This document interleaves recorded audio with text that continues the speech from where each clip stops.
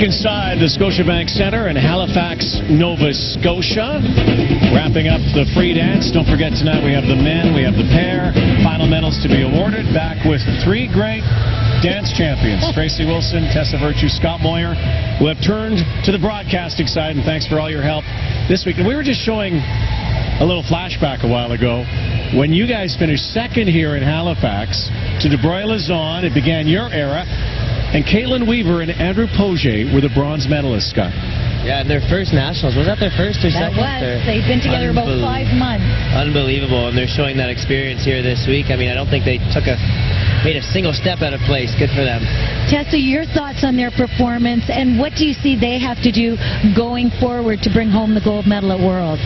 It was such a nuanced and detailed performance. It's really evolved, that program, throughout the season. And what I noticed today was just the power and the strength they showed right to the very end. It's an emotional performance, and they really took the audience on a journey with them. Do you think it's enough to get them the gold medal, Scott? I think they're on the right path, for sure. I mean, I was really impressed with the way that they competed this week. Sometimes nationals can be tough when you're thinking past to the World Championships, and I know that they've really been motivated since they kind of just lost it last year. So I'm just impressed how they came out. They really competed, and they were spectacular. I think that they will find themselves a lot closer to the top of the podium, and we'll be hoping and really cheering them on. They are going to hand out medals here. You guys know what that's all about. Let's talk about Parody and Willette, and we have had this changing of the dance guard the last few years, and we see some teams that are rising up. I don't think this team surprises either one of you. Absolutely not. This program, I think, is one of the highlights of the season for me.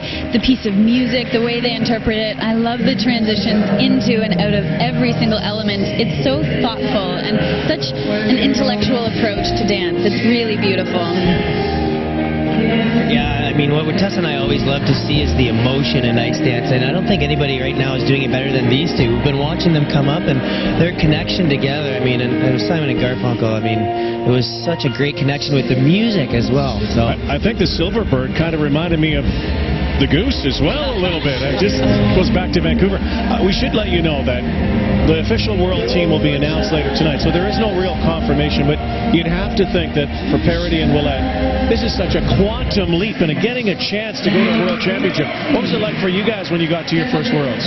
Well, your first Worlds you never forget, and actually we were lucky enough to go with De Broglie-Lauzon. I remember Mary France saying to us, don't take this for granted. Really take in every single experience that you'll experience here. So, I mean, we're lucky to have people like Weaver and Pogier that'll lead them through that first Worlds. And then you've got Piper Gillis and Paul Poirier, a little quirky material, but you never know what to expect from them, Tessa. This program keeps you on the edge of your seat. I love that you never know what to expect from these two. It's very Christopher Dean inspired. I know he didn't necessarily choreograph this program, though they have worked with him many times in the past.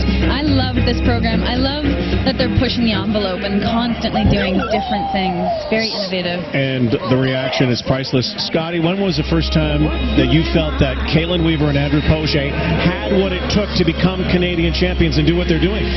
Oh, I mean, I think when you come third at your very first nationals, that's in the making. And I grew up skating in the same school as Andrew, and I always knew that he would be great. And it's been nice to see them really come into their own the last 4 or 5 years. We'll be cheering for them going onwards to the World Championships, that's for sure. What was it about the area that you grew up? Because so many of the fine male skaters. It's the water. It's the water. We throw back to our coach Paul McIntosh and choreographer Suzanne Killing, and I mean he had a novice champion this year. So obviously he's still developing young talent. But I mean, look at Pogier's connection with his blade and his command over his. He's such control in his skating. Tessa, who do you think will be their greatest challenge going forward?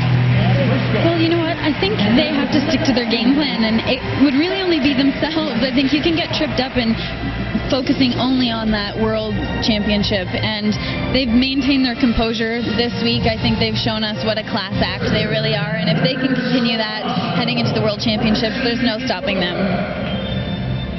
And again, they're getting their medals. You know, one of the things, too, is that as you have seen in the ice dance world over the last few years, mistakes are critical and costly, as we saw even today.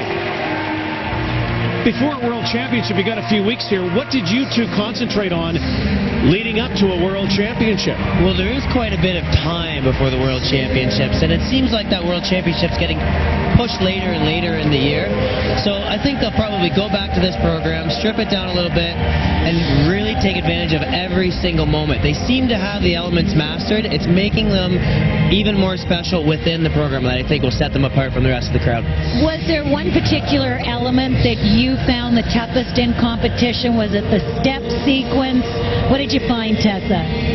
You know, mentally, I think Twizzles can stumble you a little bit just because there's so much anticipation, so much pressure on those those few turns, and it's such a balance thing. You know, if your shoulder's out of place, if your hips aren't in line, it can really take a turn and set the tone for the program. But they looked so solid in their Twizzles today. It was really lovely to see. Well, they're on the podium now. They'll get their medals shortly. Tessa and Scott, thank you. We'll hear from you later tonight. There's Team Canada on their way to the World Championships. And there's Elvis Stojko, as a matter of fact. He's the athlete ambassador here. He knows everything about Halifax and winning a gold medal.